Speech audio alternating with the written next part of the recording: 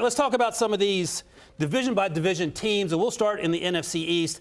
And Rick, will come to you because we're going to talk about the Eagles. Let's start with what you thought was the best pick by any team of your choice. By the Philadelphia Eagles. What was the best pick for you? It'd have to be the first pick they took, Jalen Carter. And I understand all the issues that we talked about through this whole process the last couple of weeks. You know, the unfortunate incident with the 2 young lives being lost, and blessings to their family.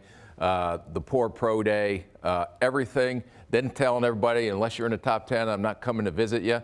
So those were things that were red flags. But when you go to the Philadelphia Eagles and you have already half the Georgia team there, and all the support that they need, they got a very strong locker room, a very strong culture.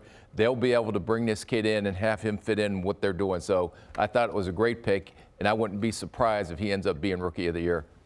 Ooh, that's pretty sharp. Anything that sticks out to you about Jalen Carter and what he needs to do to fit into that locker room, given all that he's gone through over the last few months? He has to perform. You go out there and play games and play really well. If he's able to do that, then everything else will fall into place, because I know that was one of your concerns, Rick. Does this guy play consistently all throughout the game, all throughout the season? If that's the case, then yeah, it'll work out for him. Would you say a situation like that is where that's where a guy can hit the ground running in terms of? Oh, yeah, because he's going to a very strong leadership group. And when they signed back Cox and they signed back Brandon Graham, those guys are the ones that set the culture. Those guys are the leader of the football team.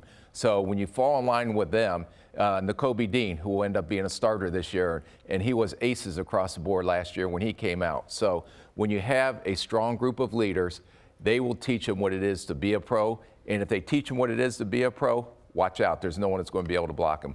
25 Georgia Bulldogs drafted the last 2 years. That almost certainly is a record. I haven't checked, but I feel like it is. Eagles matched the draft record by selecting 5 players from one school in a 2-year span. Obviously, Bulldogs as well.